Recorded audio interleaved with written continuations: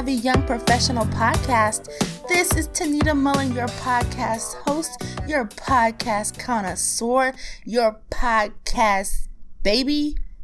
I don't think podcast baby works. Okay. We'll just leave that in there. Anyway, this is Tanita Mullen, the Savvy Young Professional, and I'm here to welcome you to 2018 if you haven't already been acquainted with 2018. It is a new year. It is the top of the year, and this podcast, I'm really just going to talk about the year in review for me, some lessons that I've learned, and some things that we all can think about for 2018.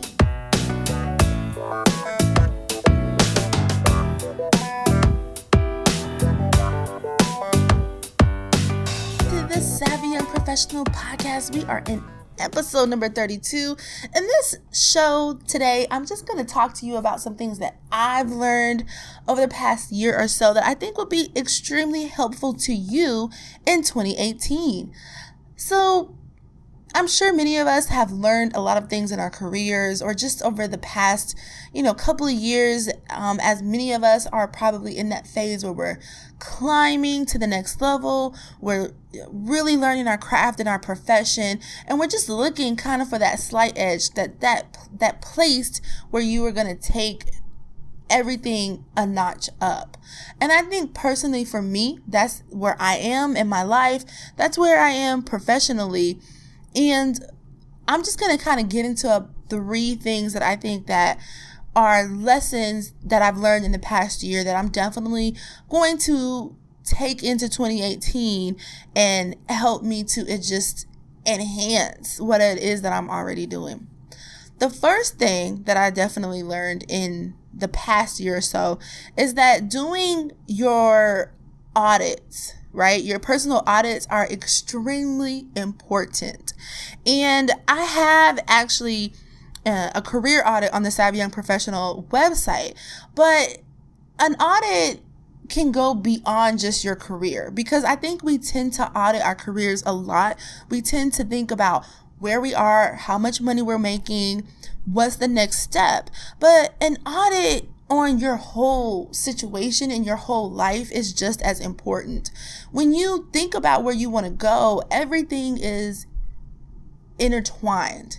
So if you are very specifically doing an audit on your career, but you're not looking at everything around you, then you're not truly doing yourself a service, in that you might not see the things that are affecting you and are affecting your decisions. So for me personally, I'm always open to doing career audits. I'm always thinking about my career. What's next? How can I make my situation better? What can I learn? But what I started to realize in the past year was that I was neglecting other areas of my life, and I wasn't necessarily doing those audits on everything or just the bigger picture. Once I sat down and did that, once I looked at my personal life, once I looked at my financial life, once I looked at just kind of my goals and what I wanted to do outside of work, it started to make sense on some of the decisions and some of the moves that I was making inside of my career. And I realized how much a career audit can be important, but it's really nothing if it's not coupled with just a life audit. And that's just something that I think that you don't have to do at the top of every year. You just need to do it when it feels right. And that would definitely be my number one piece of advice. The second thing that I learned over the past year that I'm probably going to take with me into 2018 is that the reward is definitely in the risk. I think we tend to sometimes play it safe, especially when it comes to maybe work and money. But there really is no reward in the safety. There's nothing that's going to change in your comfort zone. And I won't even say that your comfort zone is always safe, because I don't necessarily agree with that. I think that your comfort zone is the one thing that can be the most dangerous if you really don't take note of it and understand that you're in it. So risk, to me, was something that I thought that I was doing in my life. It's something that I really felt like I was doing new things, and so that must have meant that I was taking risks. But I'm a pretty calculated person when it comes to risks, and I realized as I got towards the middle of the year that some of my larger goals I hadn't hit yet because I wasn't really willing to take the uncalculated risk.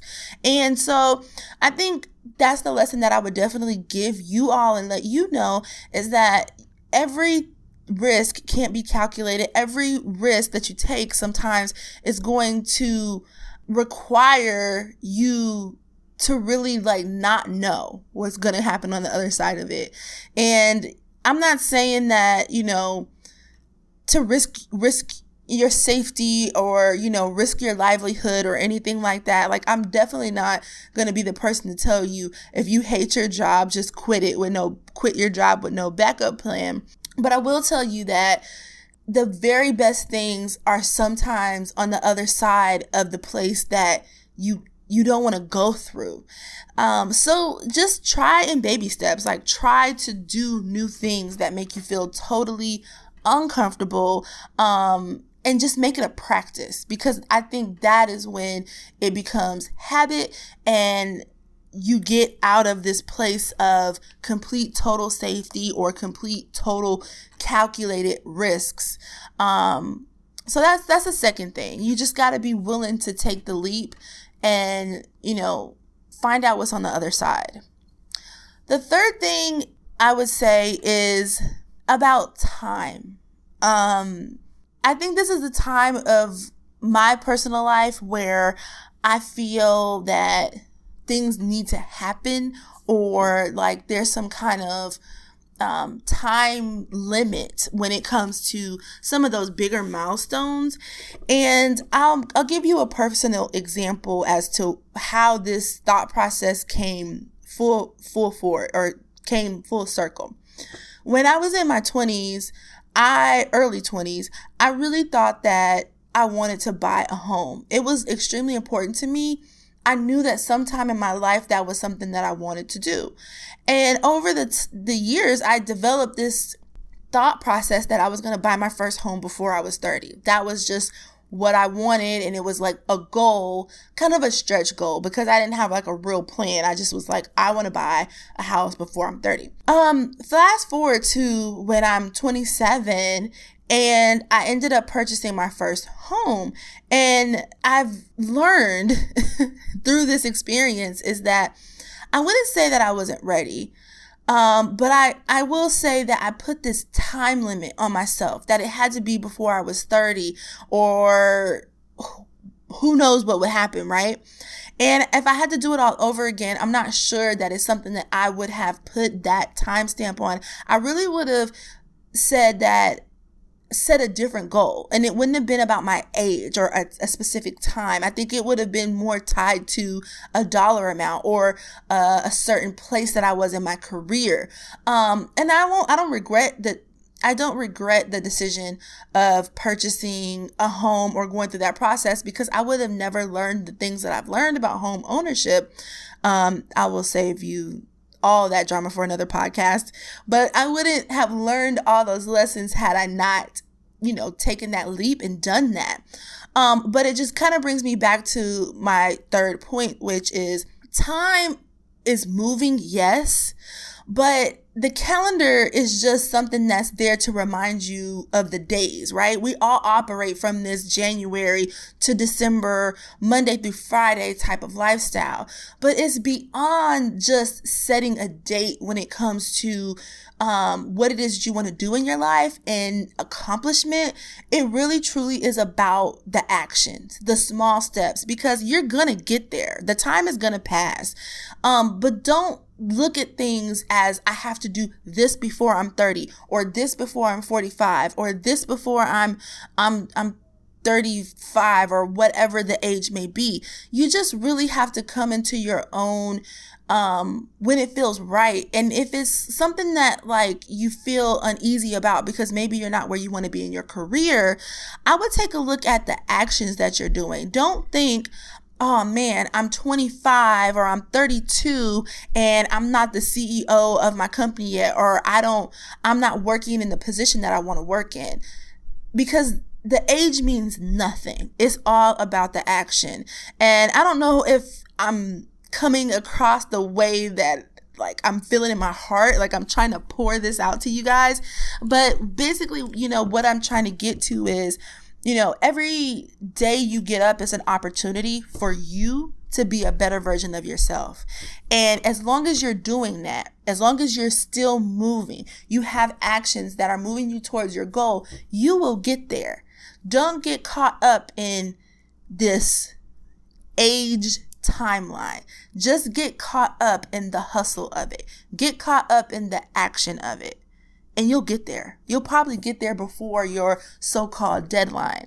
So that's just a lesson that I've learned and something that I'm taking into 2018 with me.